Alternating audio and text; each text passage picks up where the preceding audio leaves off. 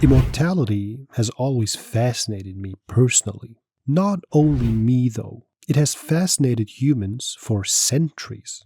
From religious ideas of resurrection to scientific promises of figuring out aging, it looks like we all want to escape death forever. But why are we so certain that we want eternal life?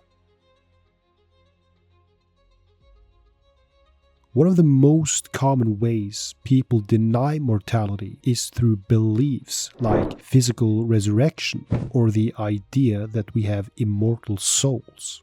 Take physical resurrection, for example. Some religions, I'm looking at you, Hinduism, teach that after death our bodies will be brought back to life. Imagine a graveyard with people rising from their tombs. If this were true, death wouldn't be an end, it would just be a kind of a pause, like stopping at a gas station to fill the car with fuel so it can continue working. Others believe that we possess immortal souls. Even though our bodies may rot, our souls live on in a blissful, eternal afterlife, like angels in heaven, living peaceful and eternally. But here's the catch. There is no evidence for any of this.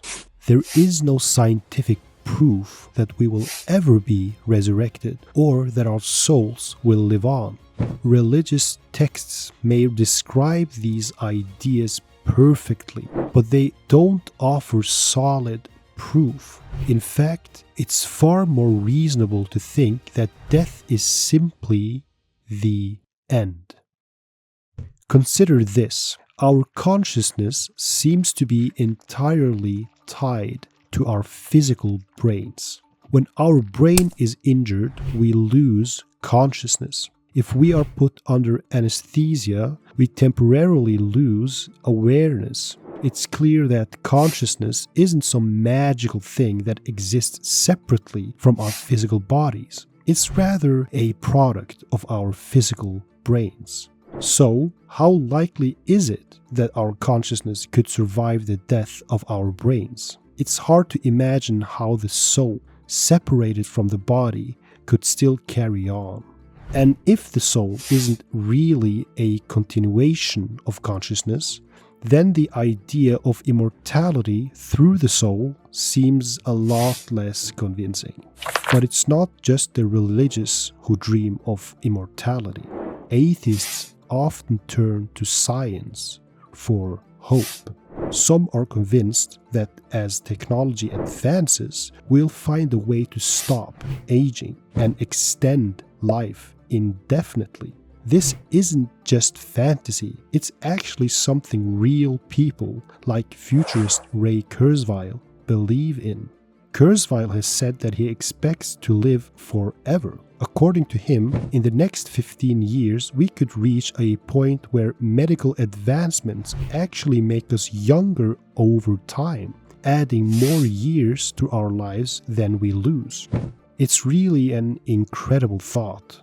Others, like Aubrey D. Gray, are working on technologies like genetic interventions, nanotechnology, and even organ regeneration, believing they'll one day reverse aging altogether.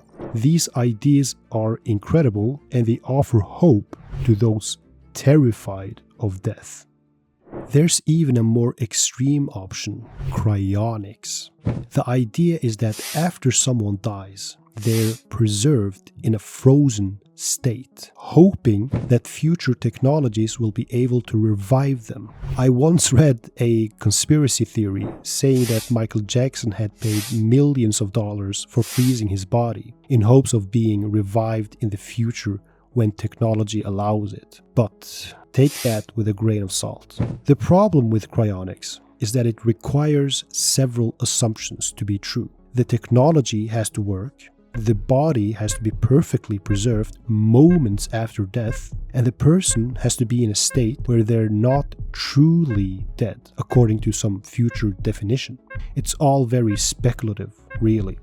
Let's face it, even if these technologies work, we're still not immortal. Sure, you could live longer, but death can still come from accidents or natural disasters. Eventually, even the Earth will cease to exist. The sun will burn out, and the planet will become inhospitable. That's the reality. If medicine resolves mortality, it will only offer extreme longevity, which is still bound by time. It won't offer immortality, it's just a much longer life. But maybe we don't need literal immortality. People can live on through their legacy, their children, their art, their contributions to society. Think of great writers like Shakespeare, whose works are still read centuries after death, mostly because university forces students to read his works.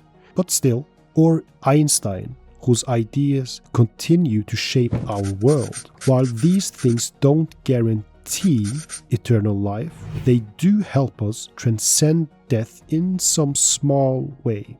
Perhaps that's the closest we will ever come to eternity, and perhaps that's just enough.